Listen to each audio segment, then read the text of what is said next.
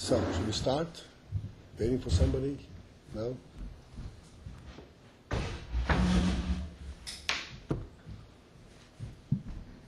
Okay.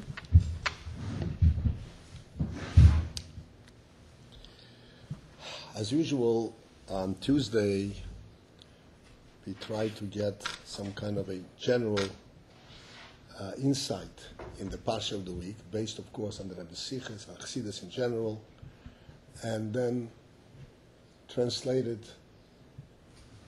to us on a more personal level. Excuse me? Yeshua asked me to wake up and you can't. I'm sorry. Okay.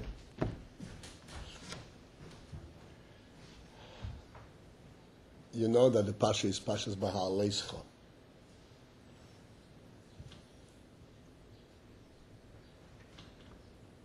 In general, this Chumash is Chumash Bamidbar, which I mentioned before. Bamidbar, this Chumash describes the various experiences that occurred to us during our journey in the desert. Up until then, up until Chumash Bamidbar, we were coming out of Mitzrayim, we had Matan Torah, we built the Mishkan, and that's where we are. We are a full nation, we are all set up. Now we are journeying through the desert. And you know that our journey in the desert was 38 years. In addition to the 2 years before, a total of 40 years we were in the desert. And Chumash Bamidbar encompasses the most significant episodes that occurred during this journey.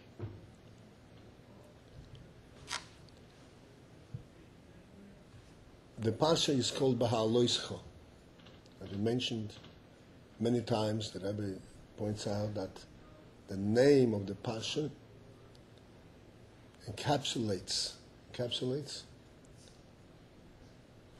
what a capsule is, takes in, focuses in on the Parsha in general.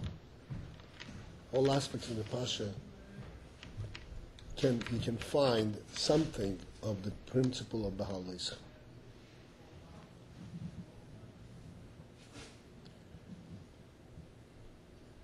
BeHaalosschah refers to the word BeHaalosschah per se in the pasuk. Refers to Aaron HaKohen lighting the candles, the candles in the Mishkan of the menorah.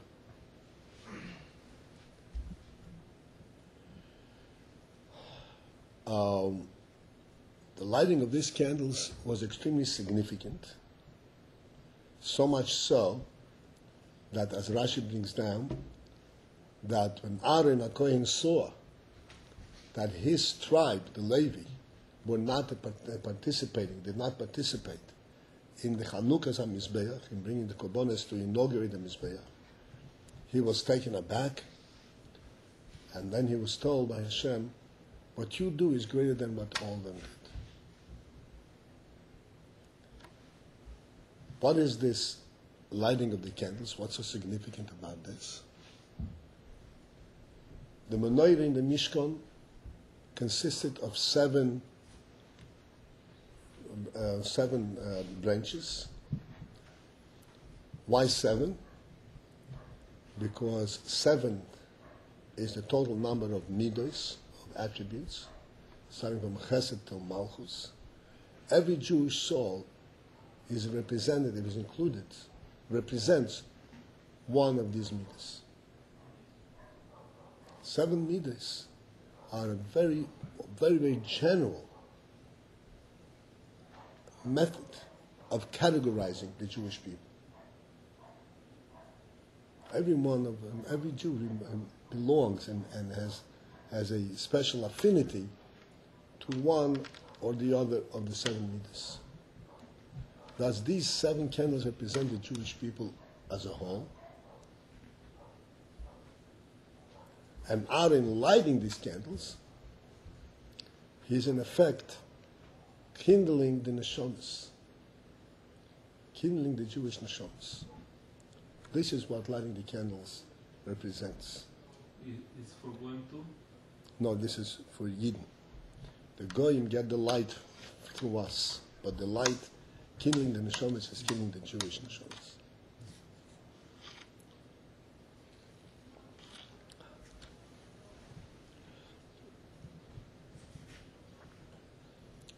Why do the neshamas need to be kindled?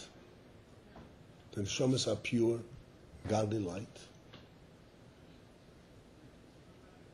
And the explanation is, the reason that they need to be kindled is because the neshamas have been brought down into this world and now become fully associated with the body, so that they can only function through the body. They do not have it.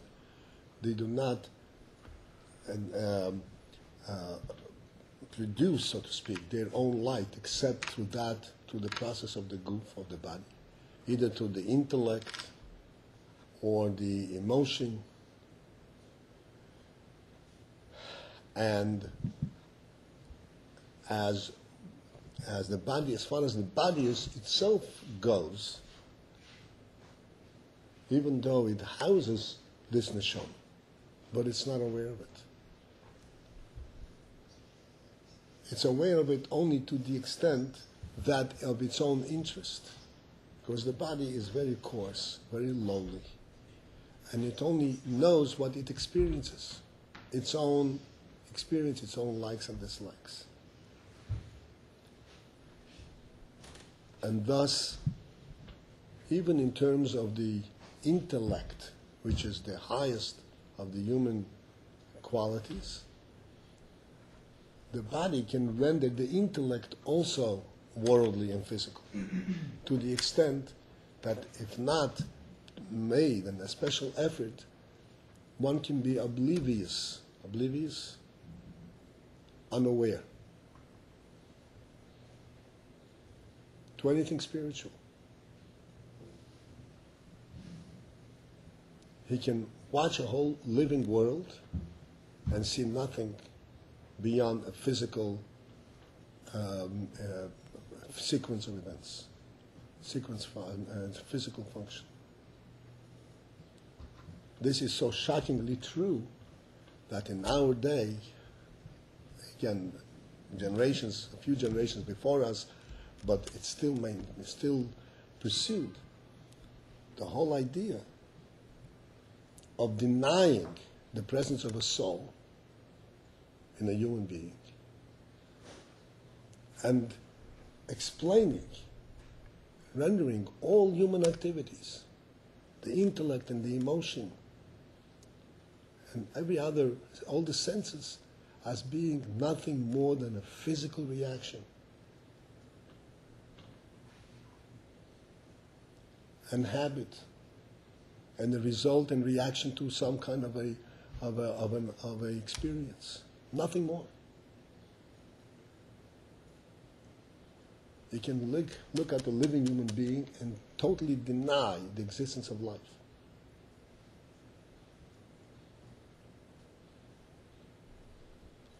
This is the extent to which the body, the physical effect can be on the neshama. When the neshama cries out, no, this is a lie, and it's not heard. It's not sensed. And this is why you've heard with me.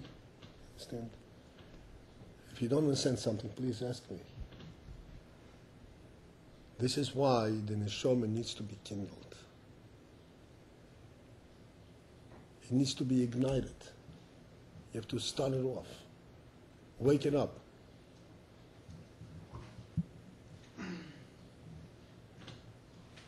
But then, when you do wake it up, then it begins to shine and burn and light up the body, and then light up outside of the body, light up the world around it.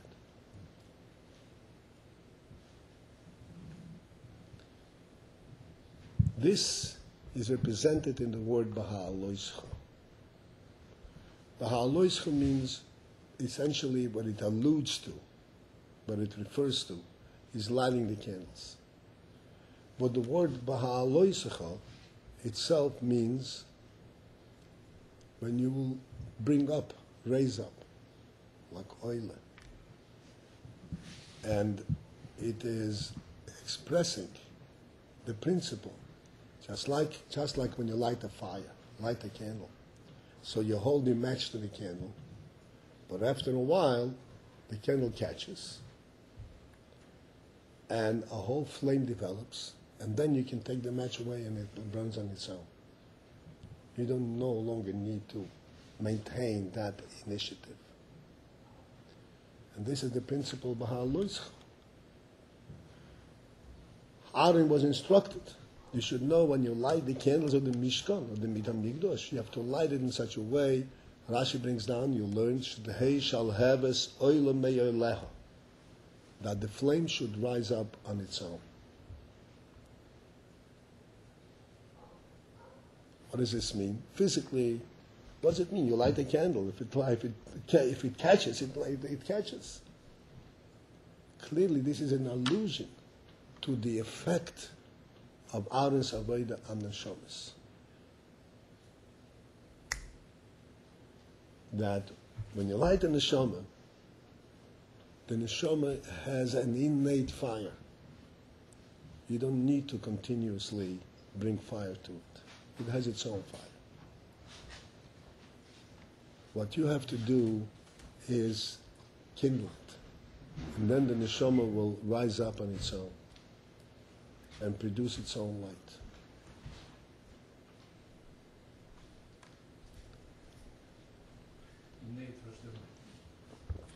Innate? How do you translate innate? From Gebirth. How did you translate? Razjona, yeah.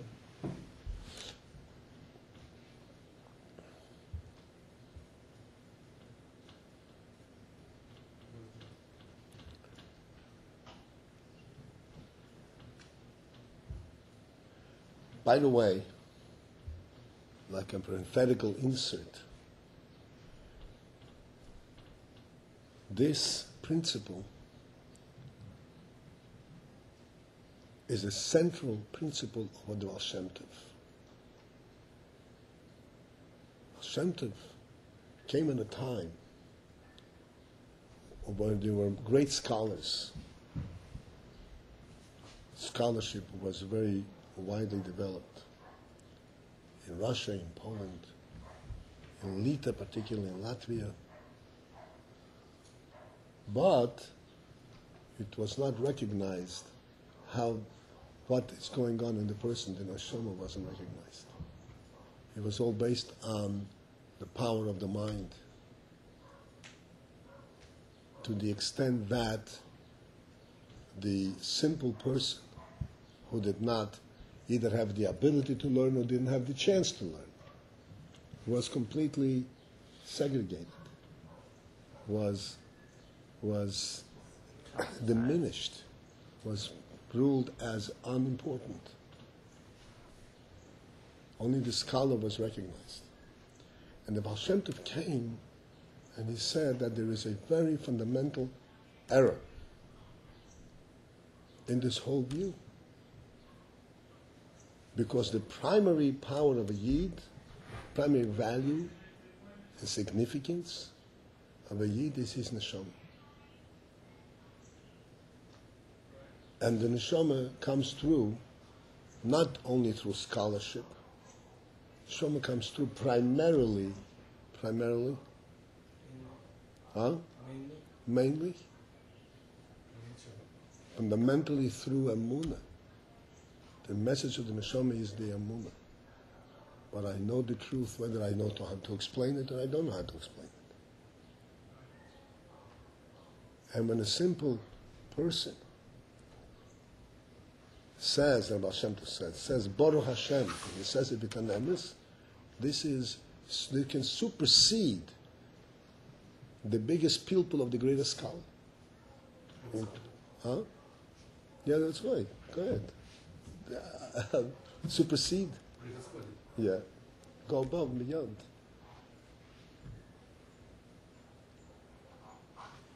Hashem definitely wants us to learn Torah, and wants us to be scholars and to know Torah very, very deeply and very widely. And He is happy. This is something which is definitely an important thing that we do.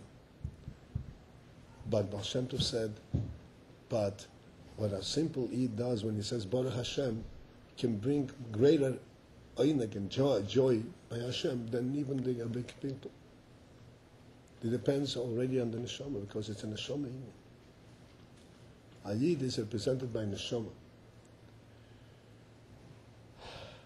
So this is end of parentheses. So this is the point of BeHaalosschah. To tell us that Aaron should know that when he kindles the candles, he lights the candles, he should understand the effect of his action. That he lights the candle, but then it continues to burn. And burn bigger and bigger and bring out more and more of the light of the neshama.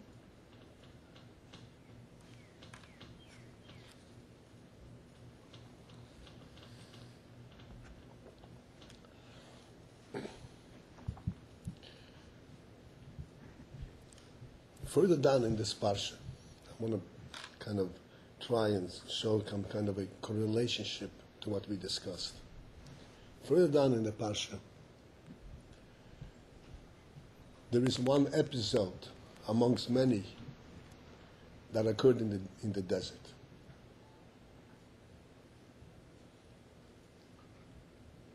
Eden started to journey, to travel. And they started complaining. And what was their complaint? Their complaint that the way they expressed it was, we don't have real food. You're eating the man. They complained about the man. The man, we know, the man was what's known as lechem min hashomayim. The pasuk says lechem min hashomayim, food or bread from heaven. There are opinions that say this is not a practical thing because we don't have the man, but in terms of hypothetical discussion, what bracha did the Eden make when they ate the man? There's an opinion that said that they said hamitzi lechem min hashomayim. Because that's what it is. Lechem min hashomayim.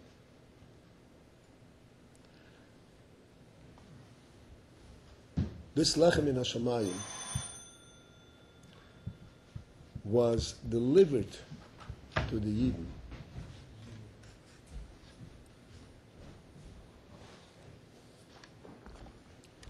on a silver platter. You know what that means?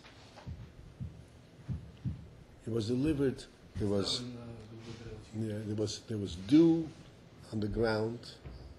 The mon came down onto the dew, just to keep the mon clear of any impurities from the ground. And then another layer of dew came down on top to protect the mon from any dust, from any impurities from outside. It was like well packaged, like a plastic package, airtight package of the food. You can take it from there, and it's pure, guaranteed to be without any impurities. You can take it and eat it. This is how it was produced.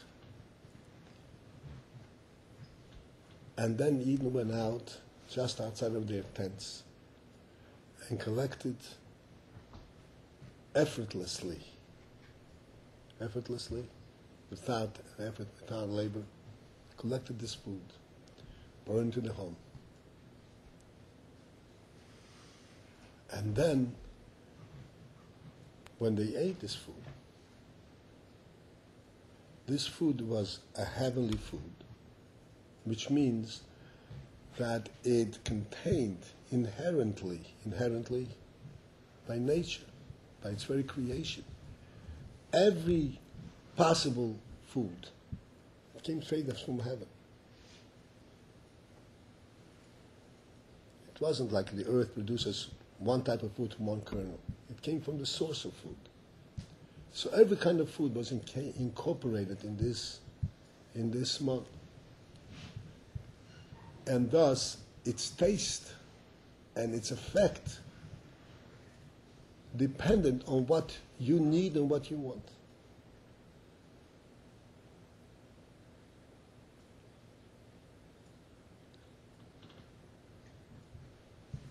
If you need a grain, you had grain. You need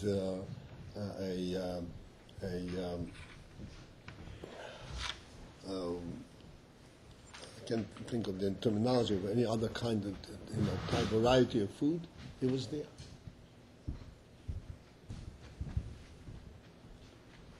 Because it was a heavenly food. It was not a limited food. And whatever the person needed both health-wise and what he desired in terms of his personal experience, taste, was right there. This was the man. On top of that, the man contained exclusively the food aspect and no refuse, psoilus.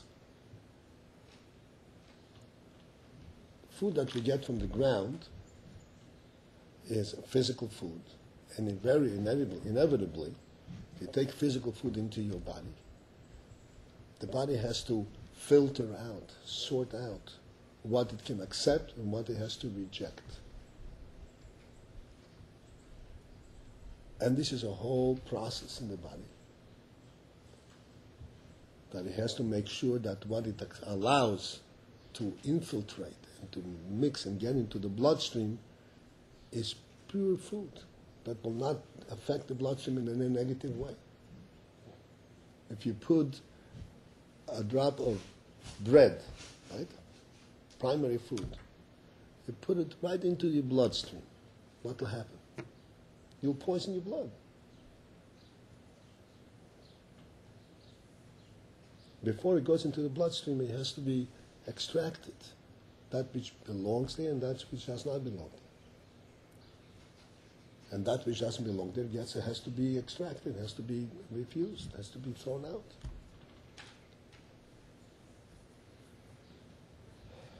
The man was lechem min hashamayim, and it was exclusively the food, the nourishing part of the food, nothing else. There was no refuse. Everything was pure, and everything was readily accepted by the bloodstream, by the human body, and it only brought health, nothing else. Did it bring taste? The taste was very tasty along with that. This is what the man was like.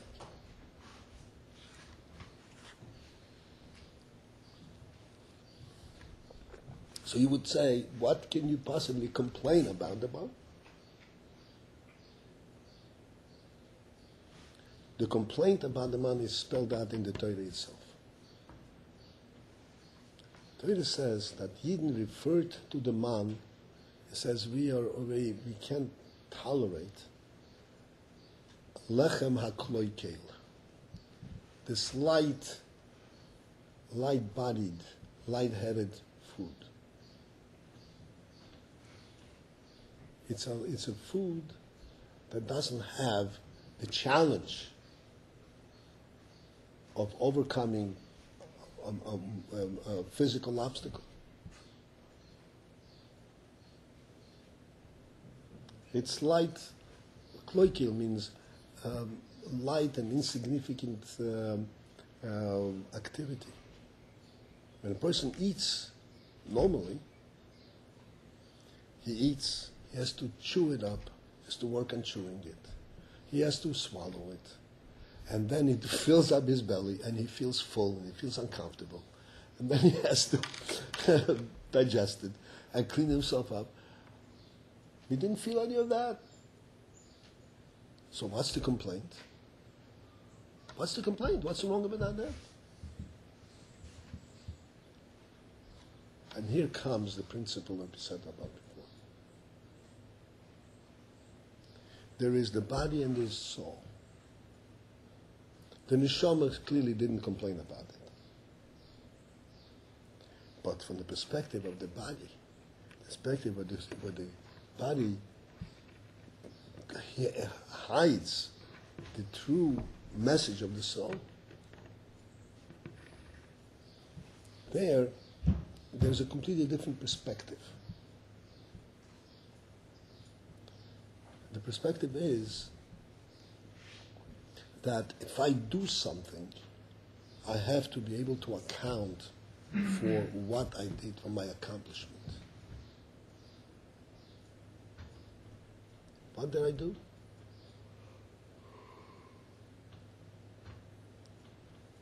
There is a certain, like we say, a person has a taiva. What's a taiva? Taiva, lust for food. A person is hungry, so he eats now. He wants to eat in such a way that he feels that he is being stuffed. He has to fill his mouth. His mouth should be full, so that he has to really labor on chewing it up. And he has to feel that it's heavy food. It's something that really he feels an accomplishment. He feels that he's got something. Just to eat and be healthy, that's for the neshama. It's not for the guf. The guf has to feel that it accomplished something.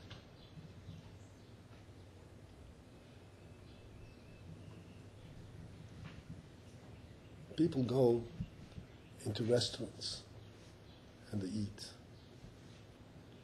And then they can have a week's time to discuss what they ate and how it was served and how the food was and what he ordered and how big the steak was.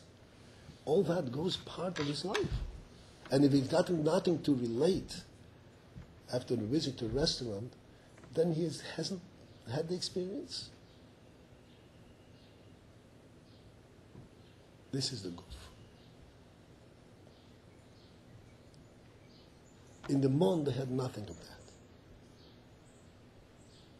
A perfectly healthy food. They were perfectly healthy throughout the 40 years in the desert, in a desert.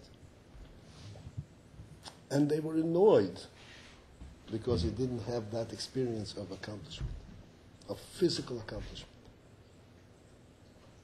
They complained, where is the meat? That's what they said. Where is the meat? Where is the beef? Why do you need beef for? You have fine food that gives you all the nourishing and all the taste in terms of human quality. No, I have to really feel the challenge.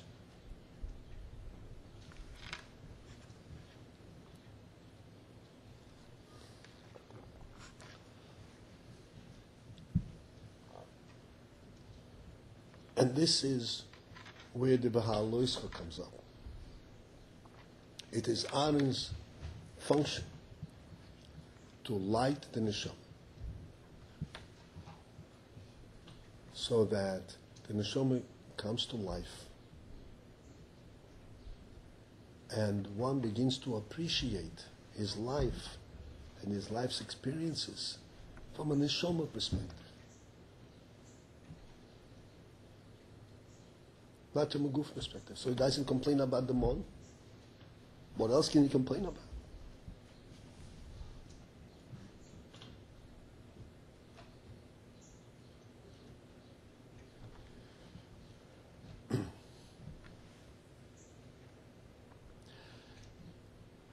This principle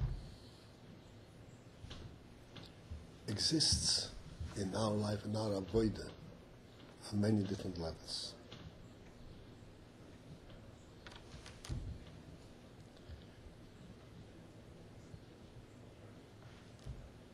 On the intellectual level, we have we have the Torah, which we need to use our intellect to understand and to learn. And there is also secular studies. The intellect, as it studies and secular worldly principles, rules of physics, economics, chemistry, whatever it may be.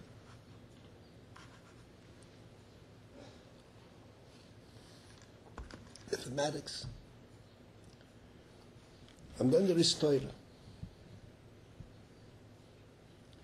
And there is an interesting division there. When a person studies some kind of a secular course,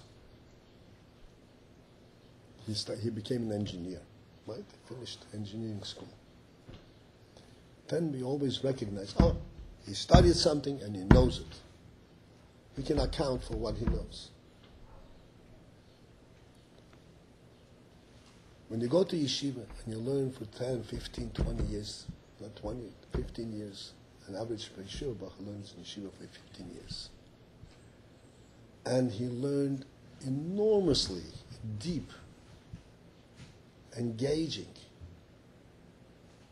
and significant things.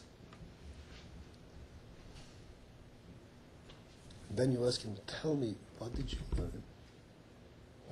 I learned Torah. What did you learn?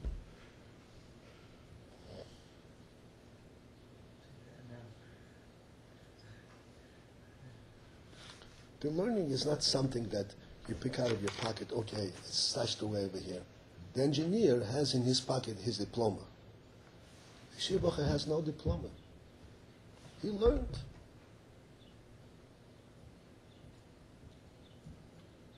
He learned Bereishis bara Elokim et hashamayim v'haaretz, the first pasuk in Chumash.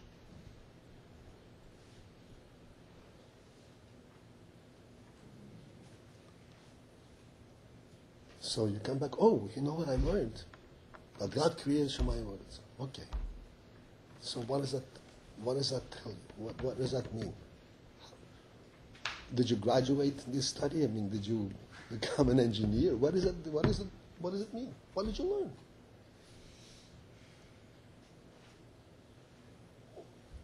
Why is it that we have this dichotomy?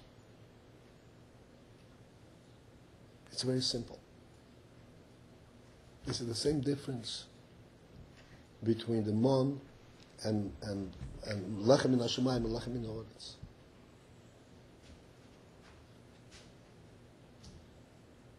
When you study mathematics or physics, whatever it may be, anything that defines something in the world, study and you remain two separate things. You possess that study. It's like having money in your pocket.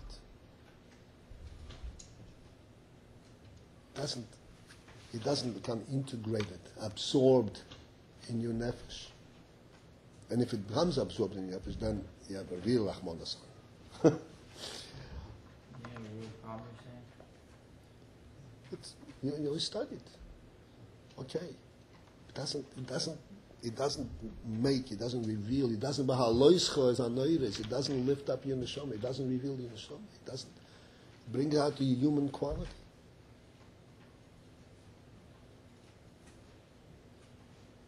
And you learn Torah, you learn Bereishis bara Elokim et hashamayim v'haaretz, the neshama pipes up. Oh, really? Oh, that's what it means. Oh, that's what the world is about. You wake up. It's a real world. It's a real world. It's a living place. It's a created place. And you know something? Not only Shemayim v'haaretz, but light and dark, water and dry land, fish and fowl, the animals and vegetation, everything. And the human being too. Human being is not a derivative of a monkey, he's a real creation. That's what you learn. And all that gets absorbed You don't even feel it. It gets absorbed in your neshama. It becomes absorbed in your very pressed person. Then you come out, and you're a Yeshivah Bacher who learned, Yeshivah Bacher, 15 years or 3 years, makes no difference. You come out, you're a human being. You have a human perception, a real godly perception of life, but you got nothing to give, nothing to show for it. It gets absorbed like the mono, it's absorbed in the blood and in the flesh. You're alive and well, with nothing to account for. The reason the refuse, the reason the coarseness.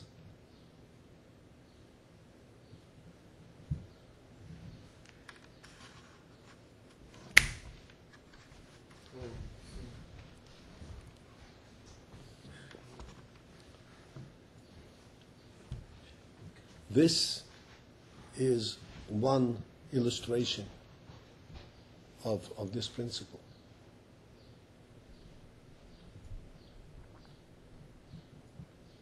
Then we have within Torah itself, we have also a similar, of course it's within Torah, but within Torah itself we also have a similar distinction. Similar parts. I can be distinguished on the similar lines, but of course on a different level. We have Torahs Niglis, and Torahs Chasidus. I want to step back a moment. I want to tell you an episode that I myself experienced.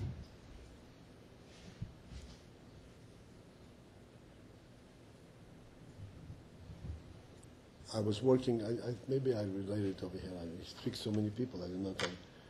Maybe I told you this episode one time before. I was working, I worked in computers for many years. And I came to the office. I usually was outside of the office and doing consulting. At the time I came to the office, and there were many Frumayidin and non-Frumayidin. And amongst the non-Frumayidin, there were Israelis. And the Frumayidin were teasing me, saying, Lubavitch, okay, let me see you put on tefillin on those Israelis. It's never going to happen, right?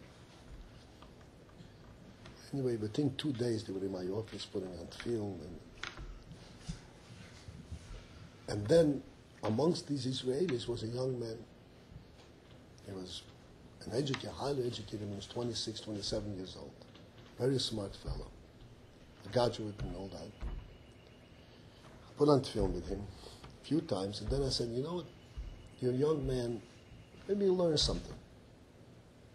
I said, sure. Hebrew was not a problem, it was an Israeli. So I took out, I had a Shulchan Aruch in my pocket. Sit down and learn with Shulchan Aruch. Right? Very interesting thing. Simple Shulchan Aruch. I opened it in the beginning of Shulchan Aruch.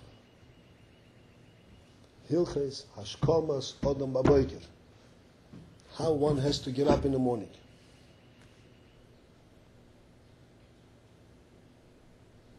Start learning with him. Be learning with him.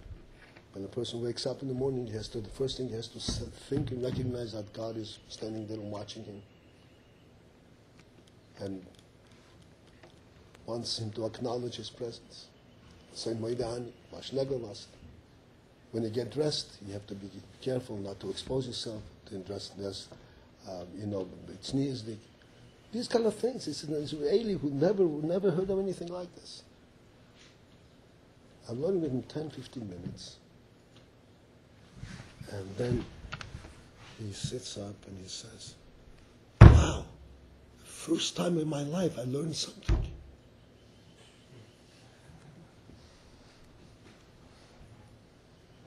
Can you imagine? I'm telling you, this is exactly what happened. Something real. Something real. First time in my life I learned something real.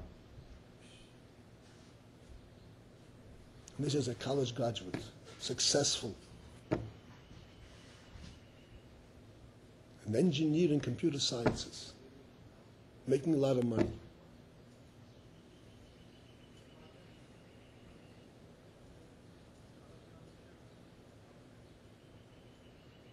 C BeHaalosschah is amelis. This is what Torah is about. And this is nigla. Posed halacha.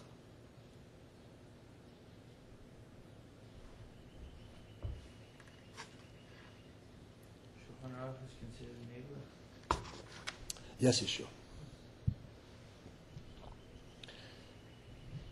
As I said, the similar distinction, of course, it's within Kedusha and different level, is also between, in Torah itself, there is Nigla the Torah, and there is Pnimis the Torah. When you learn Nigla the Torah,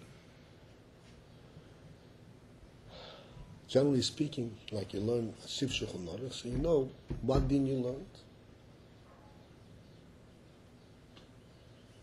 They can be tested. Okay, what is the din under this circumstance? What are you supposed to do? You learn a piece of Gemara, you have the people of the Gemara.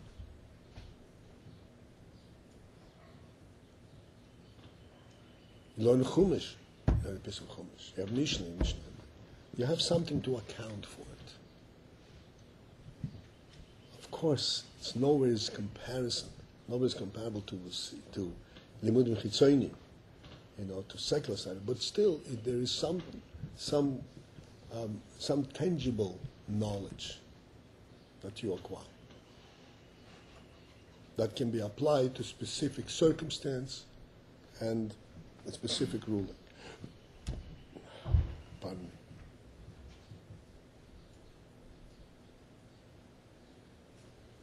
Then there is Chassidus.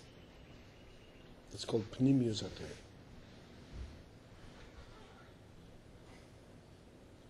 What is Chassidus? You learn Chassidus.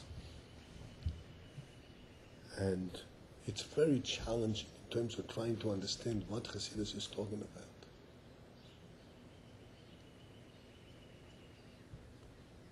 Even to understand the terminology. What is, like we discussed in class, what is Seichel, what is Midas, what is Chesed, and what is Gevura. These are all intangible present concepts. There is nothing like this in Nigla Torah. Nigla Torah, even though you talk about halacha and so forth, but still you talk about something tangible. Even you talk about tefillin, so you don't know, tefillin is a mitzvah in the Torah, you don't know exactly what it's about, but you know how you do it. You know what you learn it. In Chassidus, you go in a totally different arena, in intangible world. You go into the mon of Torah.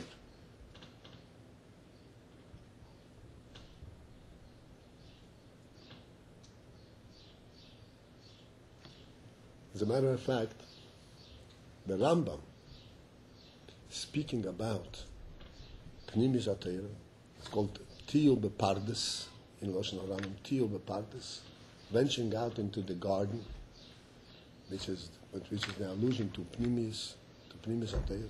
He says that before you venture out into the garden, you have to fill your belly with meat and bread. That's the expression, Lechem Basar. Because relative to Pnimis HaTorah, this is meat and bread. Because Pnimis HaTorah is a completely different thing. This is the mod. As much as you learn, it gets absorbed in your person. It's absorbed in your neshama. And you learn, the neshama wakes up, but you don't have anything to account for.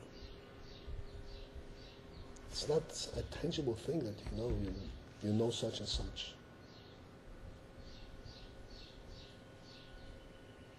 Primarily, it is something that gets absorbed in your person, in your neshama, and it makes you a living human being. And after a while, everybody knows that, everybody experienced it, you learn Chassidus for a year, and you turn around, you don't recognize yourself. You don't recognize yourself. You're not the same person. You know why? Something occurred. Something was absorbed by your neshama. Just like eating man in the desert.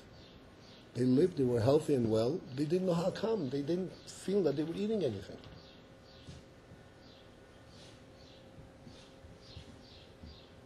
They complained.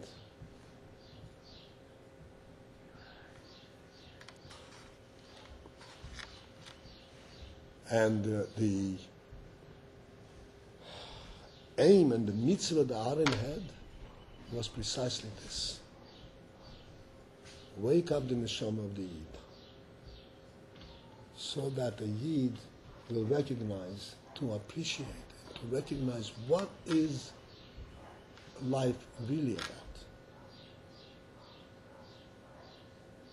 What is the experience of life? When is a person alive? When he eats mon or when he eats bread? Which one?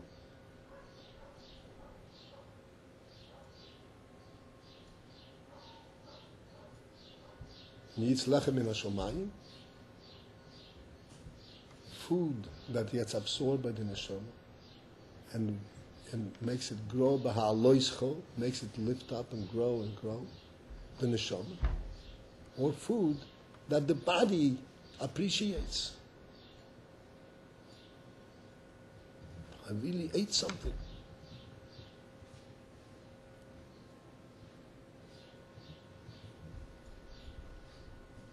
You have to raise the neshama over the guf. Aloischa is anelis. The neshama has to be raised on top. You have to have a healthy gut and all that. There's no question about it. But we have to know that the neshama has to be raised over and above the principles and the demands of the guf. If the guf is complaining that the food is too fine, too idle, too spiritual, that's when we have to wake up and say, wait a second, what are you complaining about? This is what we live for. This is what life is all about.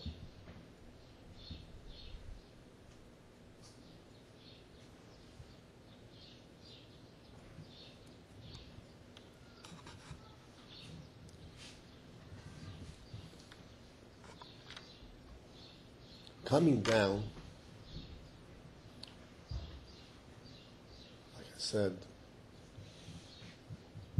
from Torah in general, Torah versus secular world, within Torah itself, and then coming down to us here in Yeshiva, which is a unique opportunity. Yeshiva is not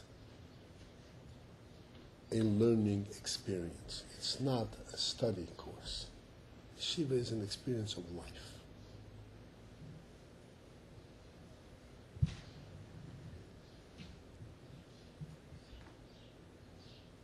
Yeshiva is a learning via submerging.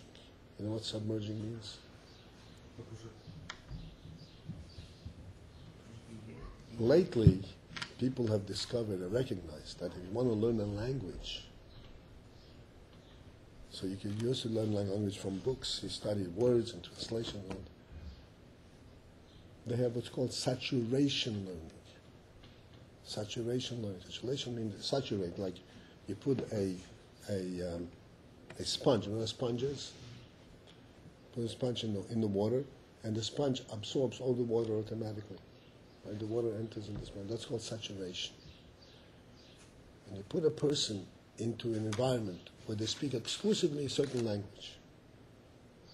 At first, he'll be totally lost. But it won't be very long before he begins to understand, to identify certain sounds, certain words. You put an English-speaking person into China, he won't even, at first, it will be just sounds that makes no sense at all. He couldn't even distinguish between one sound and another. But after a while, he'll be able to distinguish it. And after a little bit longer while, he'll learn the language better than he'll learn from any book. It's called saturation learning. The yeshiva is saturation learning. Yeshiva is not what you learn, what you account for in your book learning. It is being encompassed, included, in an environment where there is only one thing that exists. The mon is the only food that's available.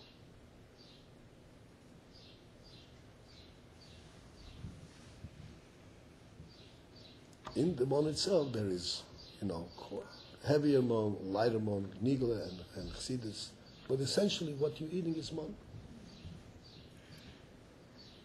And you sit there, and you say, I'm sitting day in, day out, I'm doing the same thing I do. What did I accomplish? What's going on?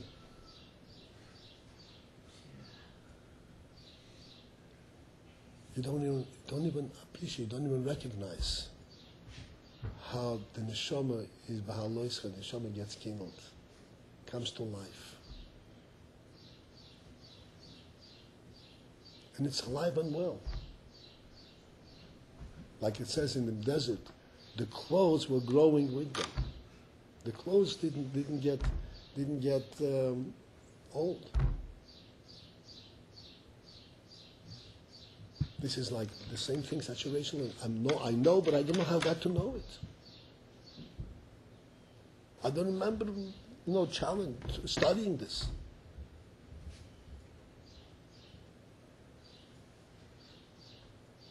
One very common experience that we have here in this yeshiva, I'm sure in other yeshivas as well, but something which I personally observed, where somebody comes into yeshiva, and a couple of years later, we're talking about 15 years, and somebody is an adult. Adult means he's already fully developed, right? He's finished. It's not so open to absorption. And you don't recognize the person. His whole thinking process changed. His common sense changed. Not just what he knows, what he doesn't know. It just changes. The whole personality changed. From being a coarse, street person to becoming a fine human being. Appreciating the finest thing, appreciating mon.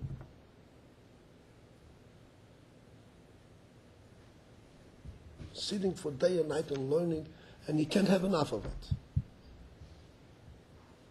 Tell him, go out and take a job, make some money. No, I can't do it. I want to learn this.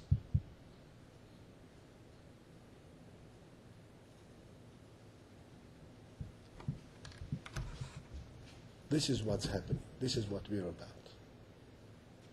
This is BeHaalosschah on Nevis. We have to raise the neshama. We have to know that life is not that which is viewed outside. But the Pasuk says, later on you will learn,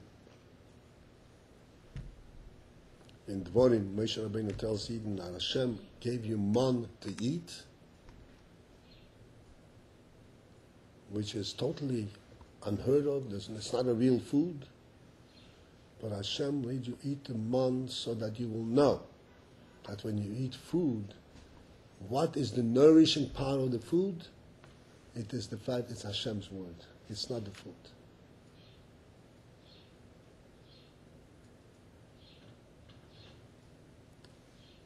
I don't know if you remember that Pasuk, Lechem levado yichya ha'odam, man does not live on bread alone.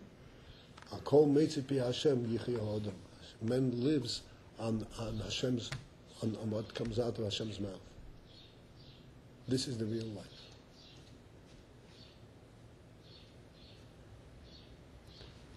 This life, I said, we don't appreciate why are we doing it. And they even complained about the money. But this is the life that gives the neshama full strength. It comes to full life.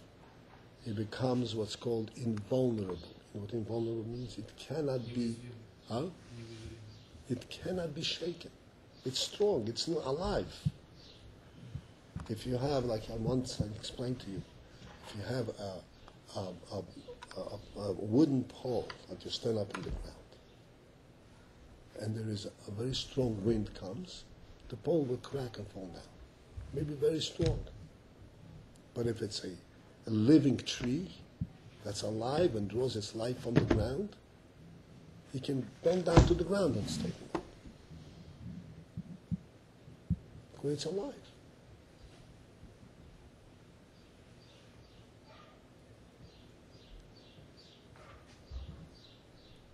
This is what we gain in yeshiva. We gain from this is what Torah is about, particularly the man of Torah, which is the pnimis of Torah.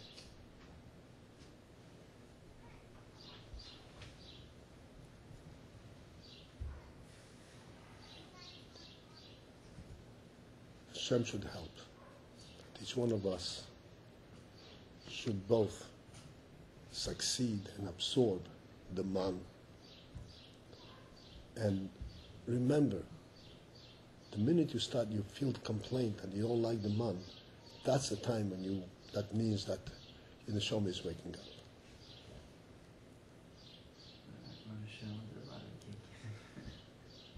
In other words, you have ignored the physical aspect, the goof aspect, and you're experiencing the moment.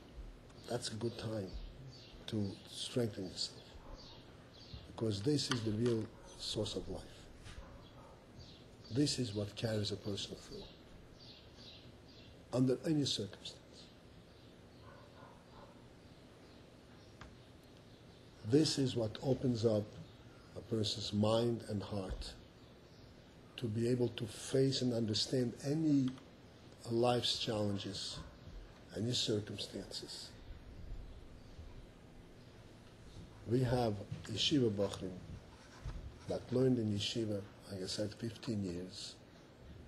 By the time they leave yeshiva, they're 20, 21, 22. They hardly had any secular experience, any secular exposure.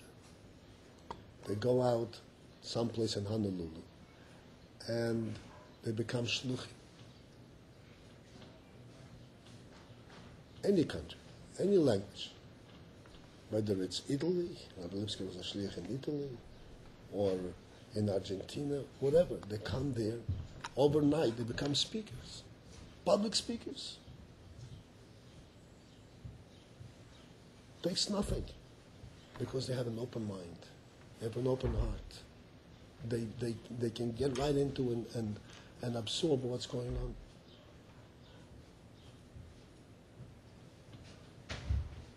I witnessed it myself. I have a son who is a shliach in Long Island.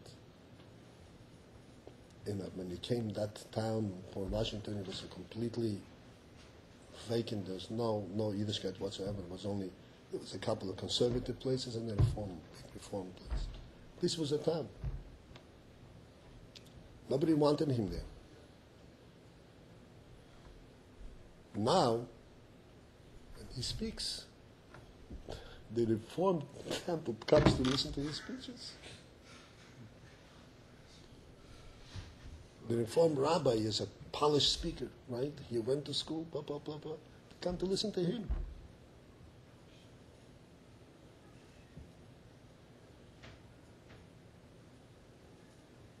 It is not unique. There are hundreds like that. Because these are living neshamas. Because they absorb the man. And they're rooted in real chayes and real life.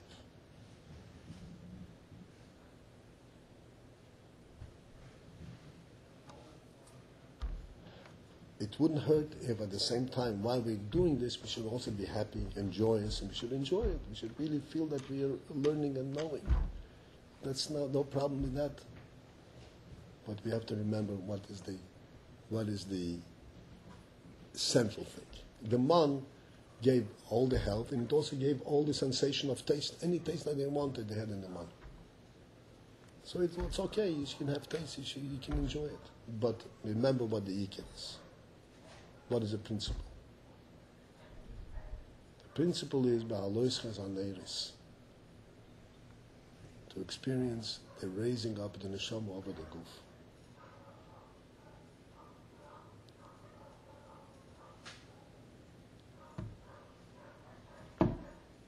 Much success to all of us. If so helpful, we should be successful here and whatever else we have to face later on in life.